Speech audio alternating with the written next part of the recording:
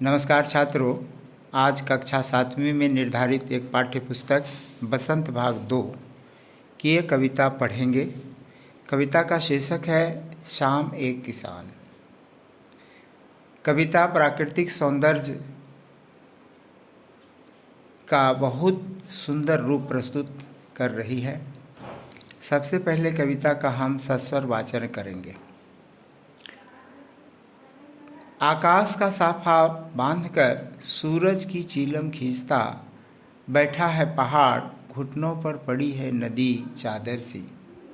पास ही दहक रही है पलास के जंगल की अंगीठी, अंधकार दूर पूर्व में सिमटा बैठा है भेड़ों के गल्ले सा। अचानक बोला मोर, जैसे किसी ने आवाज़ दी, सुनते हो? चिलम औंधी, धुआं उठा, सूरज डूबा, अंधेरा छा गया। इसके कवि हैं सर्वेश्वर दयाल सक्सेना। इस कविता में कुछ थोड़े से शब्द, कठिन शब्द हैं, उन्हें मैं लिख दे रहा हूँ। आप भी अपनी कॉपी में लिखेंगे और याद कर लेंगे ताकि आपके शब्द भंडार बढ़ सके। साफा का अर्थ है पगड़ी, जो माथे में बांधते हैं। चिलम का अर्थ है तंबाकू जलाकर पीने का एक यंत्र या तंबाकू जलाकर पीने का उपकरण। पलास एक प्रकार का फूल है जो लाल रंग का होता है। अंगीठी यानी बोरसी, आग जलाने की जगह या उपकरण को अंगीठी कहते हैं। सिमटा, सिकड़ा हुआ, समेटा हुआ। गल्ले सा, दुकानदारी की तरह सजा हुआ सामान यानी समूह में। औंधी, उल्टा दिया या उलट दिया। कविता का परिचय इस रूप में है। कवि ने किसान के रूप में जाड़े की शाम के प्राकृतिक दृश्य का चित्रण किया है। इस प्राकृतिक दृश्य में पहाड़ बैठे हुए किसान की तरह दिखाई दे रहा है। आकाश उसके सिर पर बांधे साफे के समान है। पहाड़ के नीचे बहती हुई नदी घुटनों पर रखी चादर सी लग रही है। पलास के पेड़ों पर खिले लाल लाल फूल जलती अंगीठी के समान। पूर्व क्षितिज पर घना होता अंधकार झुंड में बैठी भेड़ों जैसा और पश्चिम दिशा में डूबता सूरज चिलम पर सुलगती आग की भांति दिख रहा है। यह पूरा दृश्य शांत है। अचानक मोर बोल उठता है, मानो किसी ने आवाज़ लगाई, सुनते हो? इसके बाद यह दृश्य घटना में बदल जाता है। चिलम उलट जाती है, आग बुझ जाती है, धुआं उठने लगता है, सूरज डूब जाता है, शाम ढल जाती है और रात का अंधेरा छा जाता है। भावार्थ में हम इस रूप में भी देख सकते हैं।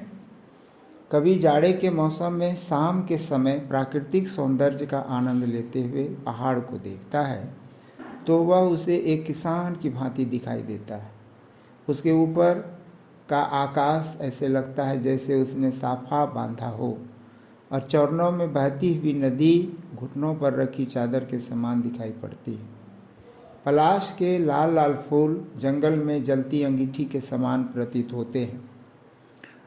उसी समय अचानक एक मोर बोलता है तो कवि को ऐसे लगता है जैसे किसी ने आवाज़ लगाई हो और वातावरण बदल गया। चिलम उलट गई, आग बुझ गई, धुआं उठा, सूरज डूबा, अर्थात शाम ढल गई और रात का अंधेरा चारों तरफ छा गया।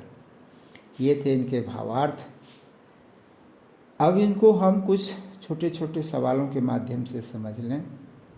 इसमें प्रतीक का उपयोग किया गया है तो प्रतीक पर ही प्रश्न बने हुए हैं। छोटे छोटे प्रश्नों को हम देखें। पहला सवाल है, पहाड़ को किस रूप में दर्शाया गया है?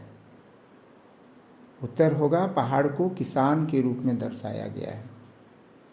अगला सवाल है, आकाश को किस रूप में दर्शाया गया है?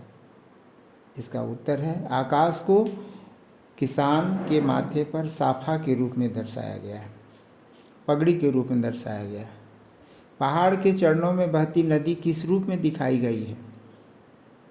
पहाड़ के चरणों में बहती नदी को चादर के रूप में दिखाई गई है। जंगल में खिले पलाश के फूल कैसे प्रतीत होते हैं? जंगल में खिले पलाश के फूल अंगीठी में जलती हुई आग के समान प्रतीत होते हैं। अंधेरे की तुलना किससे की गई है? अंधेरे की तुलना भेड़ों से की गई है, भेड़ों के झुंड से की गई है। अचानक कौन बोल उठता है? या अचानक कौन बोला? उत्तर हुआ अचानक मोर बोल उठता है।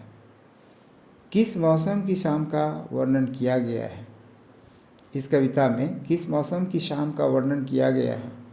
इस मौसम अर्थात जाड़े की शाम का वर्णन किया गया है।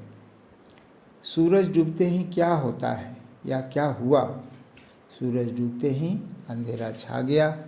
कविता के यही कुछ प्रश्न हैं। आप इसके पाठ्यपुस्तक में जो प्रश्न है उनको आप होमवर्क की कॉपी में बना लेंगे।